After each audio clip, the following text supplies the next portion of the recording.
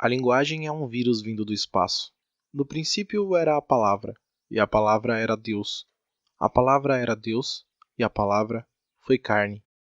São com essas palavras que João Pinheiro abre o quadrinho Burroughs. Mas antes de discutir alguns aspectos do quadrinho, eu gostaria de falar um pouco sobre a obra do João. Já li algumas coisas produzidas por ele, como as edições da Cavalo de Teta, que ele produziu em parceria com outros artistas. Essa é uma coletânea de histórias que engloba temas, sátiras e principalmente fortes críticas políticas ao governo atual. Além da Cavalo de Teta, o João trabalhou em outro quadrinho coletivo chamado Bill, uma homenagem de vários artistas ao próprio William Burroughs.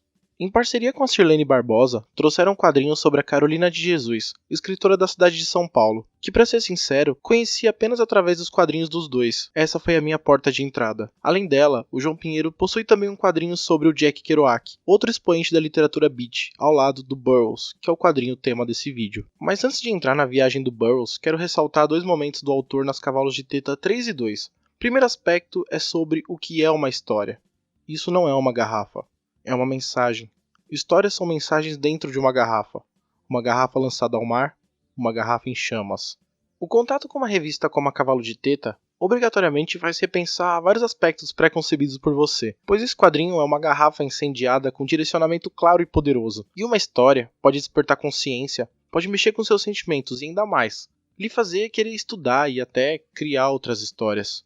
Na Cavalo de Teta 2, o João apresenta um futuro distópico, não tão distante da nossa realidade, onde a razão foi completamente extinguida por fake news, e dentro da história é referenciado como o vírus Anauê. Anauê, aliás, é o comprimento do movimento fascista brasileiro conhecido como integralismo, que inclusive foi discutido por nós em um vídeo falando de Preacher, que está na descrição. O vírus foi disseminado por grupos políticos atualmente dominantes, e além da história, é interessante ver como o autor trabalha a linguagem das HQs, memes e coisas do tipo dentro do quadrinho, elevando o diálogo entre a linguagem popular contemporânea e a linguagem de quadrinhos, aliando essa linguagem popular de memes com o que é amplamente utilizado hoje como argumento político por grandes grupos de pessoas. As pessoas estão disseminando fake news com diversos objetivos, seja para favorecer pessoa X ou prejudicar a pessoa Y. Muitas vezes, para engajar muitas outras, são utilizados aspectos que procuram, digamos, engajar emocionalmente o leitor da fake news em questão. Portanto, o uso de imagens, memes e emojis aparecem tentando impulsionar o impacto linguístico que a notícia falsa apresenta. Portanto, creio que esse seja um dos aspectos mais originais que o autor discute dentro do quadrinho. Não vou dar mais detalhes para não darem um spoiler, porque são poucas páginas de HQ, mas a história conclui com um personagem que possui a missão de jogar um dispositivo no reservatório de água de São Paulo. É uma espécie de artifício que pode ajudar o povo a se libertar da irracionalidade coletiva que destruiu uma civilização inteira. E no fim da história é revelado que esse grande dispositivo significa a disseminação de informações via redes sociais. E existem dois aspectos importantes a se pensar nessa discussão das informações. Primeiro, como é utilizada a informação e como é manipulada a informação. Primeiro, vamos tentar voltar na raiz mais técnica possível de informação. Já ouviu falar em bancos de dados de computadores? Empresas como Oracle, IBM e Microsoft possuem produtos conhecidos como bancos de dados, que são feitos para inserção e extração de dados. Antes dos bancos de dados serem essenciais no mundo, eles foram idealizados de forma teórica por Edgar Frank Code, um cientista da IBM que desenvolveu o conceito em um famoso documento chamado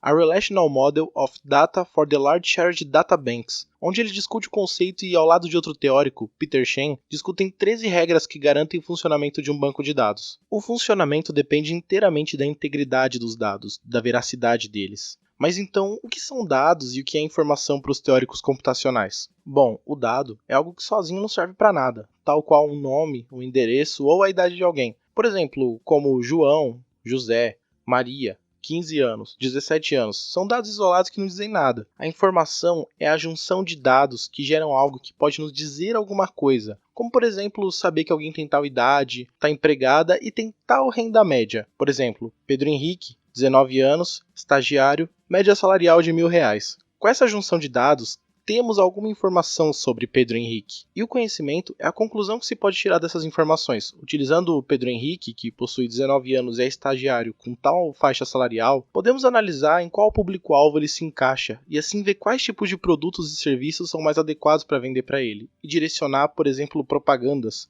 É assim que em partes funciona um algoritmo.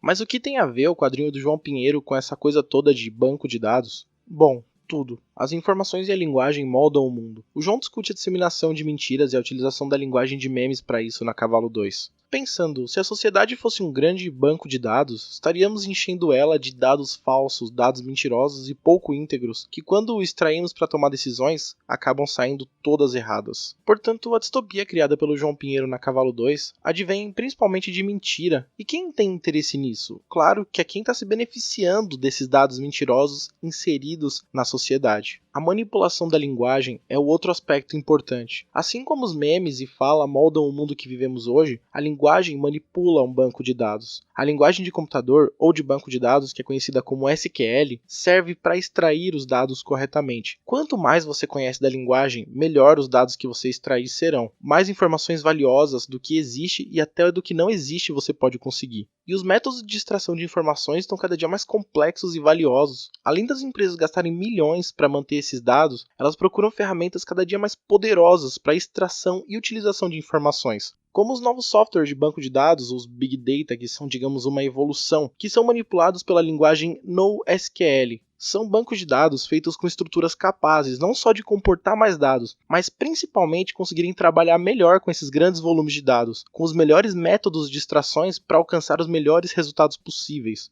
E a manipulação da informação por meio da linguagem não acontece só da forma mais direta, seja extraindo um dado ou transmitindo uma ideia, mas através de conceitos diferentes também. Durante o quadrinho Bill, que é a homenagem feita pelo João Pinheiro e outros artistas ao Burroughs, o artista Wagner Rocha fala de um aspecto que o Burroughs fez que achava interessante, chamado cut-up. O cut-up é o recorte de falas e mudança de ordem, geralmente feito de forma aleatória, e assim você pode criar um novo argumento com as mesmas palavras. Uma manipulação de linguagem que, segundo Burroughs, é muito interessante exercitar com discursos políticos. E bom, essa é uma prática que não morreu. Atualmente é comum encontrar memes de políticos falando coisas completamente contraditórias por meio de recortes de vídeos. Ou seja, essa linguagem do Burroughs evoluiu, e essa questão geralmente é encaixada como humor, mas também aparece como crítica política em vários momentos. Mas além desse ponto, o cut-up pode ser elevado a um aspecto que utiliza informações reais para contar mentiras. Muitas fake news nascem dessa forma. O método que o Burroughs pensou, em forma de exercício produtivo, em mãos mal intencionadas, pode se tornar algo inteiramente distorcido, como por exemplo, no roteiro desse próprio vídeo.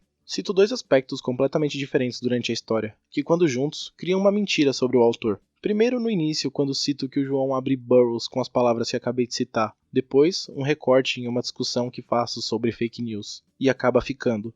João Pinheiro abre o quadrinho Burroughs disseminando fake news com diversos objetivos, seja para favorecer pessoa X ou prejudicar a pessoa Y. Esse recorte poderia custar caro para o autor, caso alguém quisesse manchar sua imagem por publicar quadrinhos contestadores como A Cavalo de Teta. A linguagem molda o mundo, cria universos e causa sensações. Agora, entrando especificamente no quadrinho Burroughs, William Burroughs matou sua esposa por acidente, e dessa forma, teve diversos problemas por conta disso. Em determinado momento da história, o personagem supostamente vai até um suposto psicólogo que informa ao Burroughs que ele sofre de uma disfunção simbólica, e a única solução para ele é escrever. Ou seja, Burroughs possui, digamos, uma disfunção do que o mundo é moldado, da linguagem. A única solução para que ele se sinta melhor e consiga se expressar é escrevendo o que está em sua cabeça. O médico diz, abandone as verdades. É a linguagem que constitui aquilo que consideramos realidade. E para complementar isso, o quadrinho segue dizendo, os personagens não pertencem ao mundo. Tudo está na sua cabeça, organizado pelas palavras. As palavras são o material sem o qual você não conseguiria pensar.